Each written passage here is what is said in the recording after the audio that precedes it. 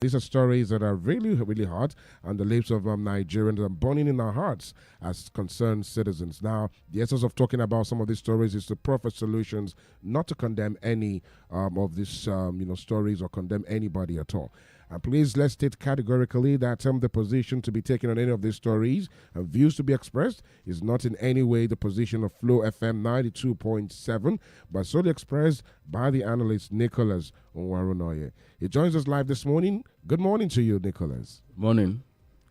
Yeah. How are you doing this morning? Well, so. Yeah, the Yuletide is getting closer, and of It's course, getting closer. Yeah, for a man, start it's a thinking lot. of costs. I like they say in the comic world, the pressure is getting what? It's getting wetter. The Wetter. pressure is getting. It's 7 Honestly. days to it. Yeah. But anyways, let's talk Nigeria Well. and the customers who concerns us this morning. And don't forget, you can leave us a message on WhatsApp 0807 777 9927. We're also streaming live as well. On Facebook and on YouTube, and it's on Facebook at Flow FM NG and on YouTube at Flow FM 927. You just log on to those apps and search for Flow FM 927, and you would get in on the live action happening in the studio right now. Let's dive into the conversation for this morning. This one it's pretty steep, and it's a conversation that concerns most Nigerians, right? The National Bureau of Statistics has disclosed that Nigerians have paid an estimated 2.3 trillion naira as ransom in the last 12 months. Wow. Well, first and foremost, let me tell you that that figure is understated. Because what NBC bases its report on is those that were reported. NBS? So NBS. What they base it on is what was reported, by families, then of course from police sources, back channel reports. So there are so many others who choose not to see anything. So you can invariably, conclude that the figures are way higher. Then, what is so striking? That is 2.2 trillion, right? 2.3 trillion. 2.3 trillion. That's about 1.4 billion US dollars. Do you know that the kidnap and ransom in turnover in the US is about between 500 million and 1.5 billion? That is how much is paid on ransom. So that is what makes that, kidnap and ransom as an operation. It's special firms, they specialize in rescuing people. It's an industry on its own in all these developed countries, so with that kind of money, it keeps them in business. So that is what we are talking of, something even more than that in Nigeria.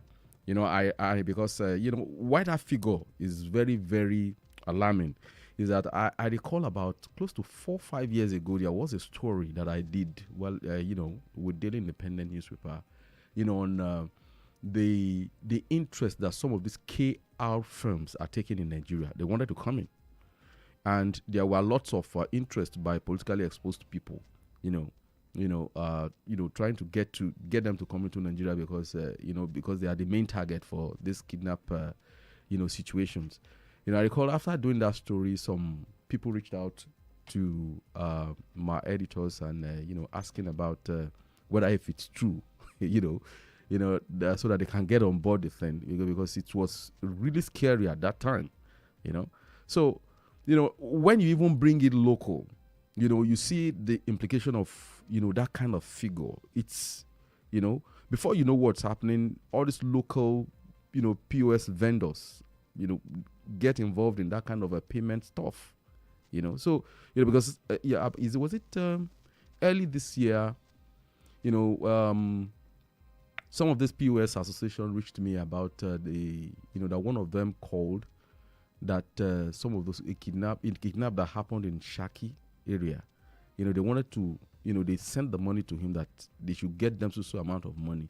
So he became suspicious and informed, he informed me, said, one of their members, I said, no, that kind of story can't be done because the police are still investigating the matter. The long and short is that they caught the kidnapper, but that was after one of the victims had been killed. So that is to tell you how serious this thing is. When I saw that figure, a lot of things were just coming into my mind as to, how long are we going to continue with this? How long,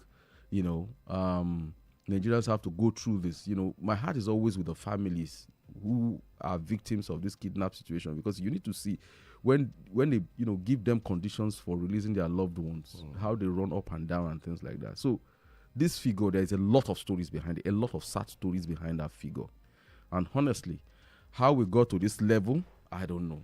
Because when you look at it, this isn't the first time we've faced that kind of situation in the country. In the Niger Delta, we had it, but it was timid.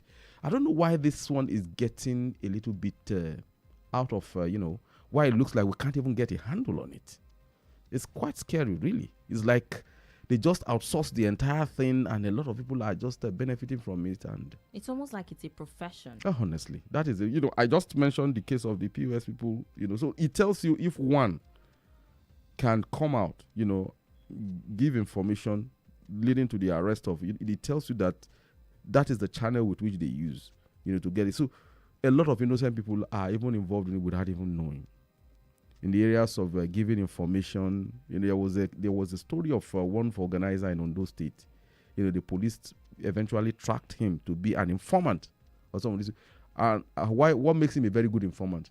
He looks at he's into vulganizing, so he knows good cars. So from that car, he could profile a potential victim and tell the people who carry out the operation.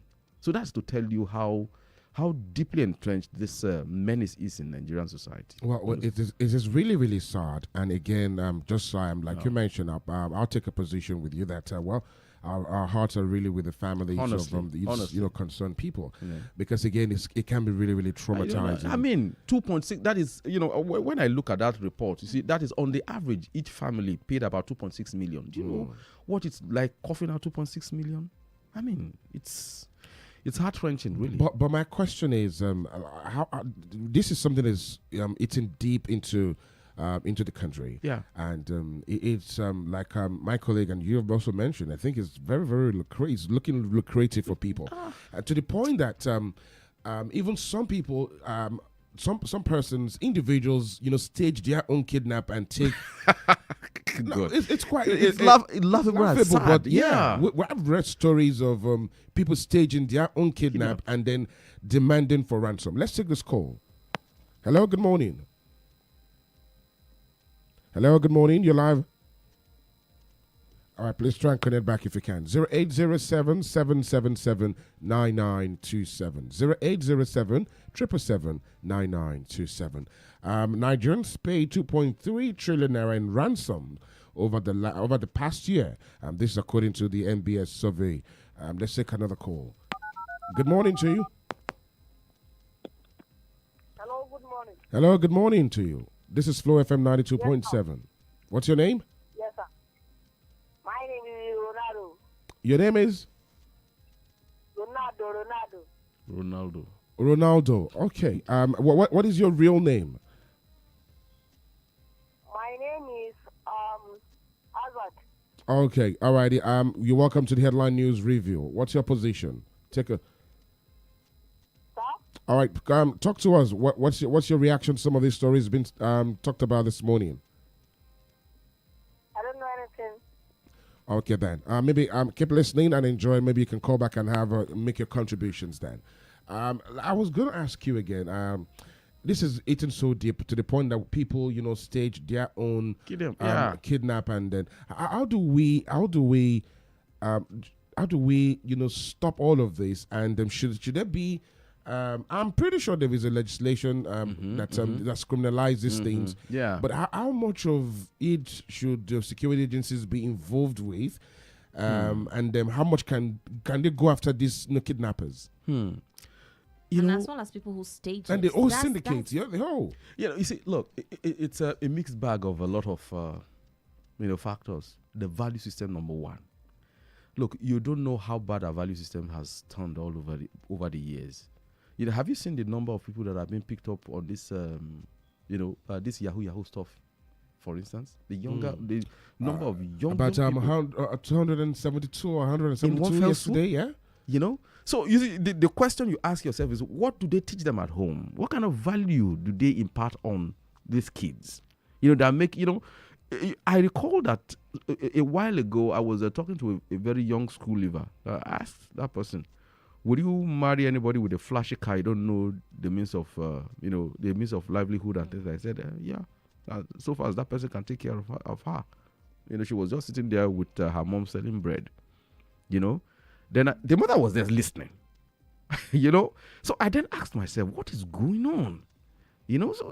So I think it's a mixed bag of, this sense of, parents tend to foster this feeling of entitlement in their kids without even knowing it. It starts from, okay, for instance, what happens when they go to school?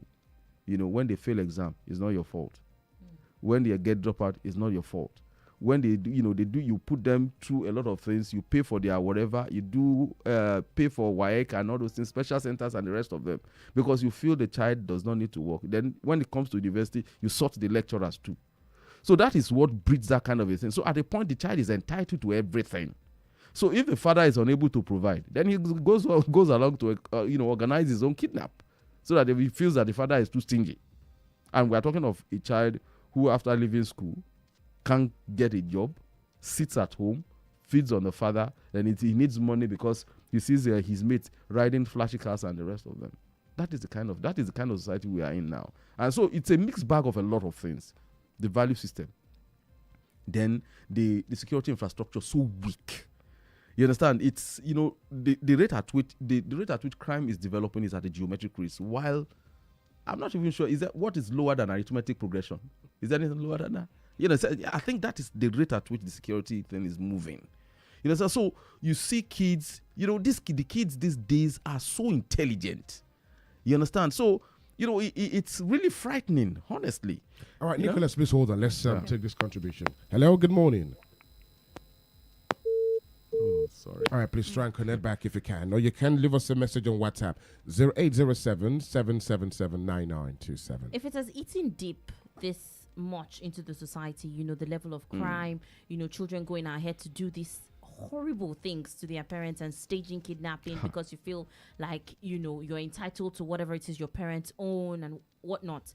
Is there a way to find our way back? Like, is there any means of I'm looking for the right English. The thing is that it starts with the older generation first.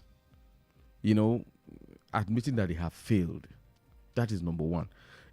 Talking about this staging of things, there was something that happened close to me, my family. It's an extended thing. One of my cousins, got involved in that kind of a thing. And much later, I got to learn that it was the girlfriend of one of the friends. Because the father is a former deputy governor of a state, arranged the kidnap.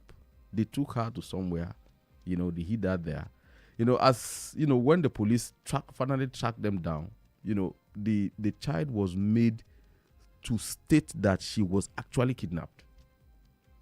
You understand? That is how serious the thing is. So now, look at what the father did there, trying to shield the child, from the repercussion, the punishment, and making those young men go through, I think they were in jail for like 5 years or so, after they were, and then they were in jail for like 5 years or thereabout. So this is how serious the situation is. It's so bad. Okay. All right, Nicholas, hold on, please. Yeah. Good morning to you. Good morning, sir. Good morning. Good morning, sir. Good morning. Yes, sir. You're welcome. Please go ahead, sir. What's your name? My name is Shitu. All right, Shitu, please go ahead. Join the conversation. The situation of their father is very bad. Okay. Yeah. Pretty bad. I think he's trying to speak to the situation I think she's still shocked when we pick that call, that it could happen. So, maybe when you read it on paper, it doesn't sound close. But when we put voice and try to localize it, you see how serious it is. That maybe she wanted to say more, but she just doesn't know what to say. Because sometimes when you come across some of these things, as a reporter on the field, when would they call us for briefing at the police headquarters, you hear the kind of stories that come from this kidnap saga. God, am I in the same country with these people? And when you get the police to tell you, from on the back channel, the kind of things they see, you pity them a great deal. You know, I kind of wonder whether they are really equipped, you know, the kind of equipment they have can deal with what we are talking about. These are things that exactly my question, and then that's what my colleague is trying to ask again, is having done all of these things, and then how do we come back? Because again, it has become very, very popular and very lucrative. What can be done? Well, one arm is the reorientation thing. And I think parents at every level need to talk to themselves. That is number one. Then number two, the security architecture, especially in this area of kidnapping, has to be upgraded. What we are using is the old style. And you need something much more, far more sophisticated. If possible, get young people, face out this old, the old guards, and bring in young people with sharp minds that can really do this job. That is the honest truth. Because you see, sometimes when I sit down and look at the kidnap situation, a lot of questions jumps out at me. And when you get to talk to police, you see that they're not thinking along that line at all. It's so sad again that you hear some of these, victims, some of them who get lucky, recount, the ordeal in the hands of, the abductors, and they tell you horrible things. What horrible stories. And then what really gets to me is the fact that they make communications. They talk. They call people. They use the internet. Exactly. What do we do as a country? What can we do as a country? Is this technology? Can't we deploy our technology, or don't we have the capability to do it? You see, let me tell you certain things. To deploy technology or things like that, the kidnappers still have to pay.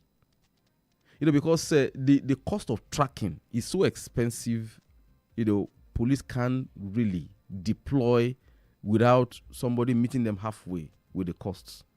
That is what is happening. That's the simple truth. So you hear stories of people saying that they had to pay about, okay, take for instance your phone. You lose your phone, for instance, you go to the police.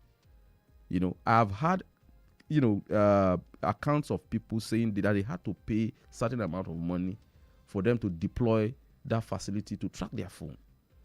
You understand? And ordinarily, this should be something I think the state, the federal government, the state should invest heavily on. Heavily on.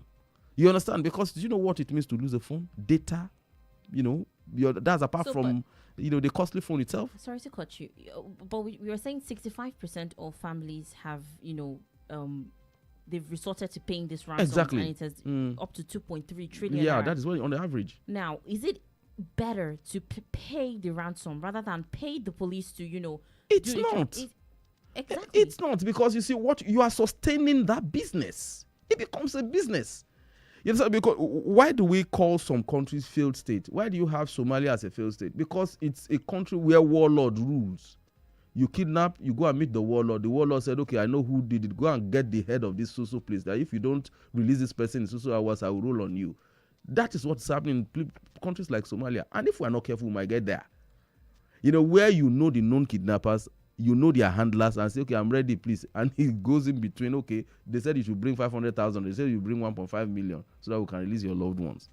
If we're not careful, we'll get to that level. You see, the moment the state loses the monopoly of force, the country that is a country that is viable, that is legitimately a country, has the entire monopoly of violence.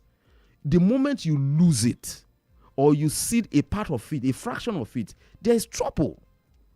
That is what defines a country. That's what defines a viable country. That's what differentiates a failed state and a country. So it looks like we are beginning to lose it. We are beginning our intelligence, security, forces are beginning to cede that vital instrument of governance, to miscreants.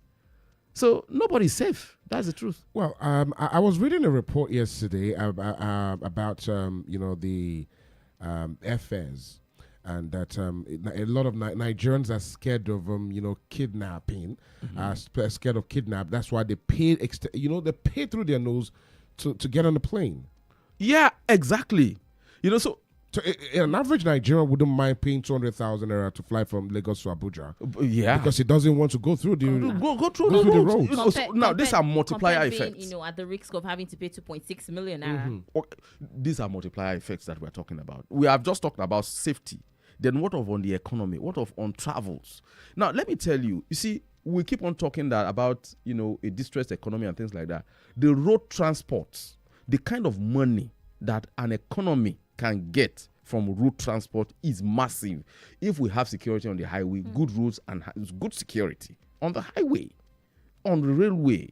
You understand? Even the rails are no longer safe. You remember what happened? The Abuja train attack. The Abuja train attack.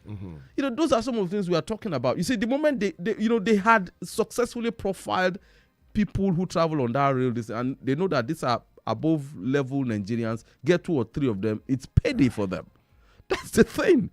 See, these people have access to information. They profile before they pick people. So you see, that should be the starting point of good intelligence work. How do they get their information? They get it from the ordinary people, those artisans that you see, and things like that. So you see, when you have an economy that does not take care, that does not improve all this, every facet, capture every facet of the economy, that is what you have. Most of our economy is informal. So that is part of it. All right, Nicholas, please hold on. Let's take this call. Good morning to you. Hello, good morning. All right, please try and cut it back.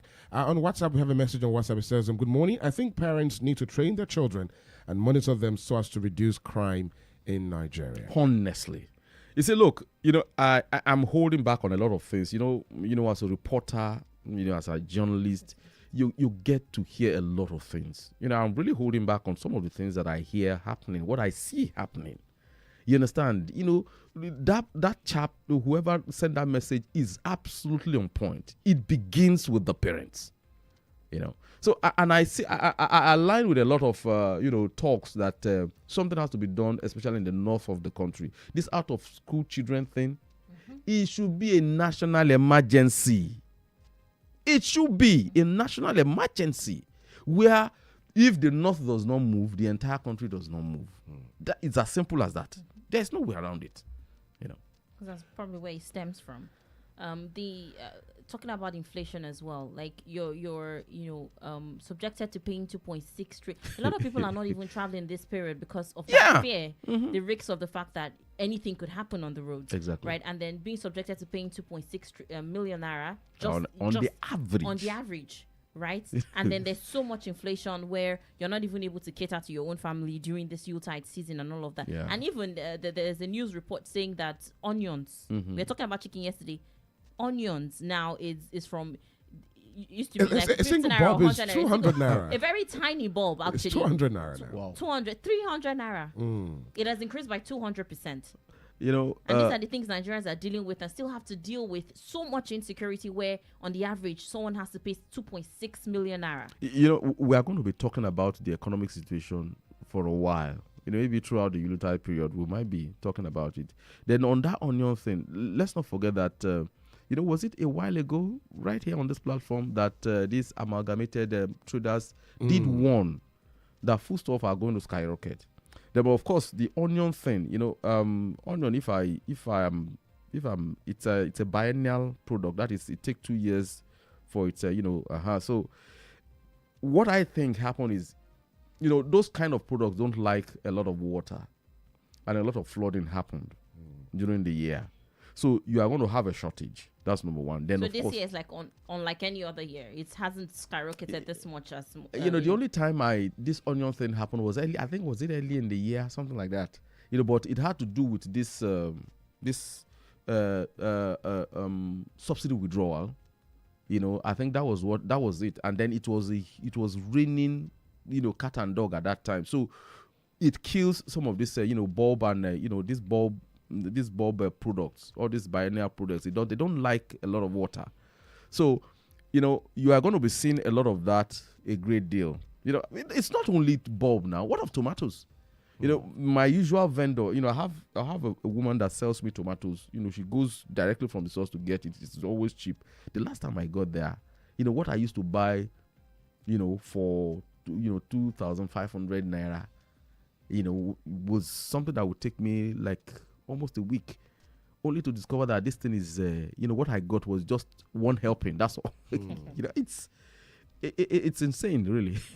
Let's quickly take reactions on WhatsApp. It says, "Hi Flo FM. The news of kidnapping and ransom being paid really caught my attention in this economy. Only God can help us. I just keep praying to God and hoping for a better Nigeria." Mohammed, a concerned Nigerian, texting us from Subi. It's good to have you. Thank you a lot for your contribution. 0807 777 9927. 0807 777 9927. Those are some of the stories we've touched on this morning. Let's quickly recap on them. We have the very, very disturbing story. 2.9, according to the Nigerian Bureau of Statistics, says Nigerians paid 2.3 trillion naira for ransoms in the past year. Hello, good morning to you. Hello, good morning. Good morning to you. Welcome to the Headline News Review. What's your name? Thank you. Felix. I'm calling from CBN Quarters. Felix from CBN Quarters, I guess. Yeah. All right. Go right ahead. Please go on.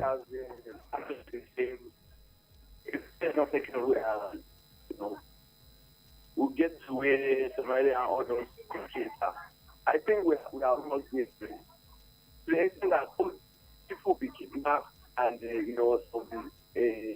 some people just come out like they'll just be bandits, be kidnappers. People like, what is the government doing about them? People coming out to go shoot with the bandits.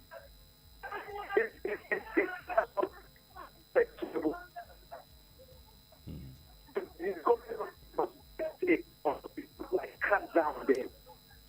Felix, it seems pretty bad listening to you, but can you move away, maybe move away from your current location to see if we can get a clear signal? And then call us back. Can you hear me now? All righty. Yeah. Okay, it's better now. Go on, please. Oh, please, Felix, try and connect back if you can. Well, anyways, our time is first spent. But I think saying something about government. Yeah, what is government doing about it? It's not only government, really. Let's we've hammered them enough, but everybody, especially in the area of intelligence. Somebody spending more than who is earning, things like that. Local vigilante, talk to local vigilantes, talk to local police officers. Look, I don't know. This guy does not, they work on intelligence. That's the long and short of it. Our time is for spent. Kokori, thank you for your message on WhatsApp as well. Too, is trying to join the conversation, but this is how far we can take.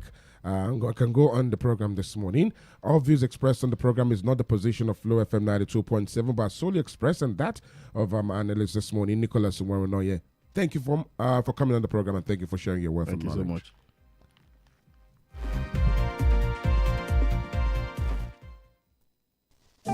Gbogbo èèyàn ló lẹ́tọ̀ọ́ sóúnjẹ òwúrọ̀ tó dáa. Wọ́n lẹ́tọ̀ọ́ sí gbogbo